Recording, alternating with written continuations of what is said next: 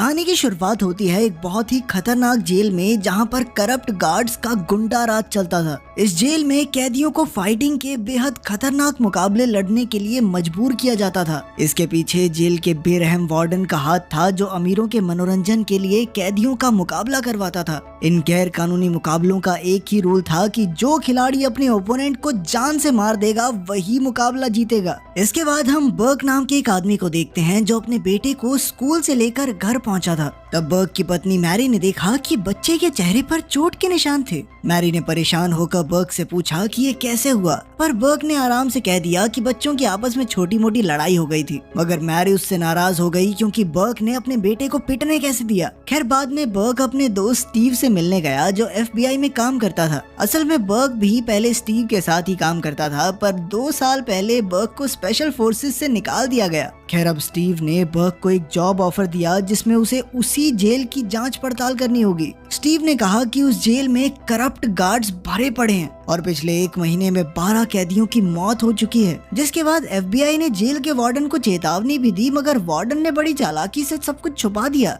FBI को शक था कि इन मौतों के पीछे वार्डन का ही हाथ है, क्योंकि वो सभी कैदियों को अपनी उंगलियों पर नचाने की ताकत रखता है। अब स्टीव ने बर्क से कहा कि उसे अंडर कवर होकर एक कैदी बनकर जेल में जाना होगा और इस पूरे मामले की सच्चाई को बाहर लाना होगा। अगर बर्क इस मिशन में कामयाब रहा तो उसे FBI में प्रमोशन मिल जाएगी, बोनस मिलेगा और इसी के साथ उसके बच्चे के कॉलेज की पढ़ाई के लिए स्कॉलरशिप भी। अब स्टीव ने जल्दी से बर्क को अपना फैसला करने को कहा। इसके बाद बर्क ने इसके बारे में काफी सोचा और अगले दिन स्टीव को फोन करके कहा कि वो इस मिशन पर जाने के लिए तैयार है। मिशन शुरू करने से पहले उसने अपने परिवार को अलविदा कहा और बहाना बनाया कि वो अगले कुछ हफ्तों तक काम के सिलसिले में बाहर रहेगा। इसके बाद वो स्टीव को पुलिस स्टेशन के पास मिला तो स्टीव ने उसे सारा प्लान समझाया। स्टीव ने उसे कहा कि कोई हंगामा करके पुलिस की नजरों में आओ। फिर बर्क बिना समय गवाए एक पुलिस कार चोरी करके भाग निकला। जल्द ही पुलिस की कई सारी गाड़ियां उसके पीछे लग गई। आखिरकार वो पकड़ा गया और उसने अपने मिशन का पहला पड़ाव पूरा कर लिया। फिर कोर्ट में बर्क को गाड़ी चुराने और पुलिस ऑफिसर पर हमला करने के जुर्म में दोषी पाया गया, जिसके बाद उसे उसी जेल में भेज दिया गया। इसके बाद बर्क और बाकी नए कैदियों को एक लाइन में खड़ा कर दिया गया जहां वो वार्डन से पहली बार मिलेंगे। वार्डन ने कड़कड़ाती आवाज में कहा कि इस जेल का बॉस वो है और हर कैदी को उसका हुक्म मानना ही होगा। अगर किसी ने उसका हुक्म नहीं माना तो उसे ऐसी सजा मिलेगी कि वो जिंदगी भर याद रखेगा। इसके बाद बर्क और बाकी कैदियों को उनके सेल में भेज दिया गया। फिर रात को वार्डन कैदियों का एक खतरनाक मुकाबला देखने आया जिसमें अंत में एक कैदी की मौत हो जाती है। इस फाइट के दौरान वार्डन के असिस्टेंट ने उसे बर्क नाम के एक नए कैदी के बारे में बताया जो पहले स्पेशल फोर्सेस में हुआ करता था। उसके बारे में सुनकर वार्डन बहुत खुश हुआ और उसने अपने असिस्टेंट को अगले दिन बर्क की फाइट कराने को कहा। इसके बाद हम फिर से एक भयानक फाइट देखते हैं जिसमें एक कैदी मारा जाता है और ओराइली नाम के कैदी की जीत हो जाती है। फिर अगले दिन बर्क और बाकी कैदियों को एक्सरसाइज यार्ड में ले जाया गया जहां उसकी दोस्ती अपने सेलमेट ओराइली से हो गई। साथ ही उसकी मुलाकात टॉमी नाम के कैदी से भी हुई। फिर कुछ समय बाद बर्क ने देखा कि कुछ कैदी मिलकर एरी नाम के कैदी को बेवजह परेशान कर रहे थे। तब बर्क उसकी मदद के लिए बीच में आया और बुरे कैदियों को पीट कर भगा दिया। उसकी ताकत देखकर बाकी सब भी भौचक्के रह गए। फिर दोपहर को अचानक वार्डन के असिस्टेंट ने बर्क को रोक लिया और वही 2 कैदी उसके सामने आए जिन्होंने एरी को परेशान किया था। ये साफ था कि वार्डन के असिस्टेंट ने जानबूझकर उन्हें आमने सामने किया क्योंकि वो बर्क की ताकत का नमूना देखना चाहता था। लेकिन इस बार बर्क ने बड़ी आसानी से उन 2 कैदियों की हड्डी पसली एक कर दी। इसके बाद बर्क को वार्डन के ऑफिस में ले जाया गया जहां वार्डन ने उससे कहा कि वो बर्क को अपना सबसे बेहतरीन फाइटर बनाना चाहता है। उसने कहा कि इसके लिए बर्क को वार्डन का हर हुक्म मानना होगा वरना उसके साथ भी अच्छा नहीं होगा। फिर अगले दिन बर्क की पत्नी मैरी उससे मिलने के लिए जेल में आई। उसने बर्क से पूछा कि आखिर वो जेल में कैसे आया, लेकिन बर्क अभी उसे सच नहीं बता सकता था। इसीलिए बर्क ने कहा कि उसे चिंता करने की जरूरत नहीं है। साथ ही उसने मैरी से कहा कि आज के बाद मुझसे मिलने आने की जरूरत नहीं है। वहीं दूसरी ओर वार्डन अपने बिजनेस पार्टनर से खुफिया बातचीत कर रहा था। असल में वार्डन की इस आदमी के साथ डील थी क्योंकि इस आदमी के ऑनलाइन स्ट्रीमिंग प्लेटफॉर्म पर ही वार्डन की जेल के गैर कानूनी मुकाबले दिखाए जाते थे और इन्हीं मुकाबलों के जरिए वार्डन लाखों डॉलर्स कमाता था। अब वार्डन ने अपने पार्टनर को बर्क और उसकी ताकत के बारे में बताया। इससे खुश होकर उसके पार्टनर ने कहा कि फिर जल्दी से जल्दी करवाओ इसका मुकाबला। वो जानते थे कि इस मुकाबले से उन्हें एक ही रात में लाखों डॉलर्स कमाने का मौका मिलेगा। फिर जल्द ही वार्डन के ऑफिसर्स बर्क को जबरदस्ती उठाकर फाइट एरिना में ले आए, जहां उसके ओपोनेंट ने उस पर तुरंत हमला बोल दिया। जल्द ही फाइट शुरू हो गई और वार्डन का बिजनेस पार्टनर मजे लेकर मुकाबला देखने लगा। आखिरकार बर्क ने अपनी जबरदस्त ताकत के बलबूते पर ओपोनेंट को मार गिराया और वो ये मुकाबला जीत गया। मुकाबले के बाद वार्डन उसके पास आया और उसकी तारीफ करते हुए कहा कि तुम मेरे आज तक के सबसे बेहतरीन फाइटर हो। लेकिन जब बर्क ने कहा कि वो ऐसे मुकाबलों का हिस्सा नहीं बनना चाहता जिसमें किसी को मारना पड़े, उसे ये रूल बिल्कुल पसंद नहीं था कि जीतने के लिए उन्हें अपने ओपोनेंट्स की जान लेनी होगी। लेकिन वार्डन ने गुस्से में कहा कि इस जेल में सिर्फ मेरी मर्जी चलती है, समझा। खैर अगले दिन बर्क ने जो भी जानकारी इकट्ठा की थी उसने सब कुछ एक कागज पर लिखा और चुपके से एक पुरानी किताब में छुपा दिया। फिर एक बूढ़ा आदमी कैदियों के लिए बाहर की लाइब्रेरी से किताबें लाया तो बर्क ने उसे पुरानी किताब बाहर ले जाने को दे दी। अब वो बूढ़ा आदमी अनजाने में कागज वाली किताब बाहर लाइब्रेरी में ले आया और जल्द ही स्टीव के आदमियों ने वो किताब अपने कब्जे में ले ली। आखिरकार स्टीव ने बर्क का लिखा हुआ वो खुफिया कागज पढ़ा, जिससे जेल की सच्चाई उसके सामने आ गई। वहीं दूसरी ओर जेल में बर्क अपने नए दोस्तों ओराइली और टॉमी के साथ बातचीत कर रहा था। तभी ओराइली ने देखा कि बर्क के चेहरे पर गहरी चोट का निशान था, तो वो समझ गया कि बर्क भी जेल की फाइट्स में हिस्सा लेने लग गया है। यार बाद में जब सभी लोग खाना खा रहे थे तो एक बड़ा सा कैदी वहाँ आया और पूछने लगा कि ओराइली कौन है। इस कैदी का असली नाम मिल्टन था, पर सभी उसे प्रेसिडेंट के नाम से जानते थे क्योंकि वो बेहद ताकतवर और खूंखार था। हर कोई उससे डरता था, पर तभी अचानक एरी गलती से मिल्टन के खाने से टकरा गया, जिससे मिल्टन गुस्से से आग बबूला हो गया। तभी बर्क ने बीच में आकर मिल्टन से कहा कि वो एरी को माफ कर दे, पर मिल्टन शांत होने की बजाय और भड़क गया क्योंकि आज तक किसी ने उसके सामने आवाज उठाने की हिम्मत नहीं की थी।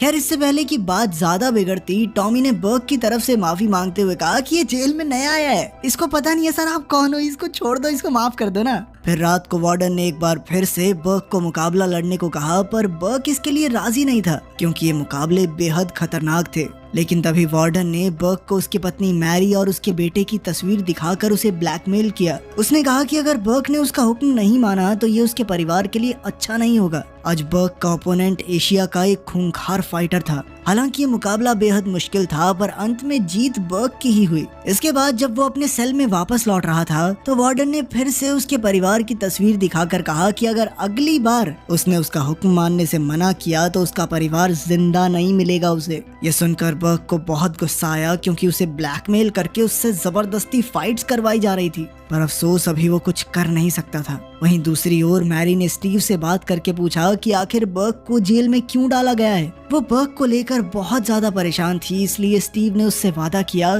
कि वो बर्क को जल्द से जल्द रिहा करवा लेगा। इसके बाद हम देखते हैं कि बर्क बाकी कैदियों के साथ कसरत कर रहा था कि अचानक एरी जमीन पर गिर गया। असल में मिल्टन ने उसके पेट में चाकू घोंप दिया था क्योंकि वो अब भी उस खाने वाली बात से गुस्सा था। तब बर्क ने गुस्से में आकर मिल्टन को एरिना में मुकाबले के लिए ललकारा। फिर रात को वार्डन ने इनाम के तौर पर बर्क के पास एक सुंदर सी लड़की को भेजा क्योंकि उसकी वजह से वार्डन का बहुत मुनाफा हुआ था। लेकिन बर्क अपनी पत्नी के लिए वफादार था, इसलिए उसने उस लड़की को साफ इनकार कर दिया। फिर अगले दिन बर्क ने फिर से खुफिया जानकारी एक कागज पर लिखी और उसे एक किताब में छुपाकर उसी बूढ़े आदमी को लाइब्रेरी में ले जाने को दे दी, मगर ये सब टॉमी ने छुपकर देख लिया। फिर रात को 2 गार्ड्स आए और ओराइली को मुकाबले के लिए उठाकर ले गए। वहाँ उसकी फाइट मिल्टन से होने वाली थी जो बेहद खूंखार था। जल्द ही मिल्टन ओराइली पर भारी पड़ने लगा और आखिरकार मिल्टन ने उसे बड़ी बेरहमी से मार डाला। अगली सुबह जब बर्क उठा तो उसने देखा कि ओराइली कहीं दिखाई नहीं दे रहा था। जब बर्क ने दूसरे कैदी से पूछा तो पता चला कि रात की फाइट में ओराइली की मौत हो गई।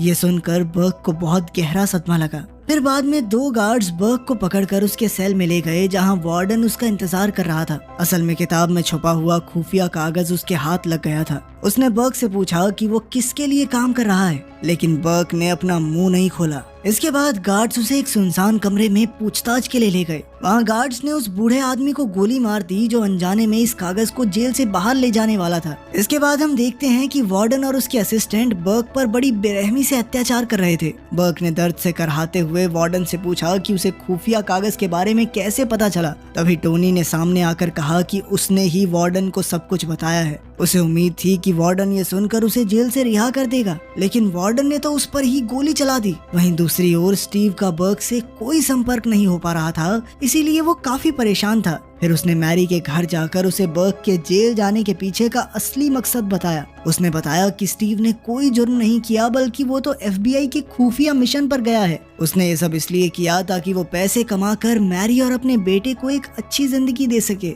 अब स्टीव ने मैरी और उसके बेटे की सुरक्षा के लिए उन्हें एक सुरक्षित जगह पर ले जाने का सोचा, पर जब तक मैरी ने सामान बांधा तो अचानक वार्डन का असिस्टेंट और उसके गुंडे मैरी के घर में घुस आए और उन्होंने स्टीव पर भी गोलियां चला दी। खुशकिस्मती से स्टीव ने बुलेट प्रूफ जैकेट पहनी हुई थी, इसलिए उसकी जान बच गई। उसने जल्दी से FBI में फोन करके वार्डन और उसके गुंडों को गिरफ्तार करने को कहा। वहीं दूसरी ओर वो गुंडे मैरी और उसके बेटे को वार्डन के पास ले आए ताकि वार्डन बर्क को ब्लैकमेल करके उसके बॉस का पता पूछ सके। इसके बाद वार्डन ने जबरदस्ती उन्हें बर्क और मिल्टन की फाइट देखने पर मजबूर किया। जब बर्क एरिना में था तो वो मैरी और अपने बेटे को वार्डन की गिरफ्त में देखकर हैरान रह गया। अब उनकी जान बचाने के लिए उसे ये फाइट जीतनी ही होगी। फिर जल्द ही उन दोनों के बीच एक भयंकर लड़ाई शुरू हो गई। तभी वार्डन ने उनकी ओर 2 बेसबॉल बैट्स फेंक दिए, पर बर्क ने अपनी स्पेशल फोर्सेस की ट्रेनिंग की मदद से मिल्टन को हरा दिया। पर उसने मिल्टन की जान नहीं ली, क्योंकि वो नहीं चाहता था कि मैरी और उसका बेटा उसे किसी को मारते हुए देखें।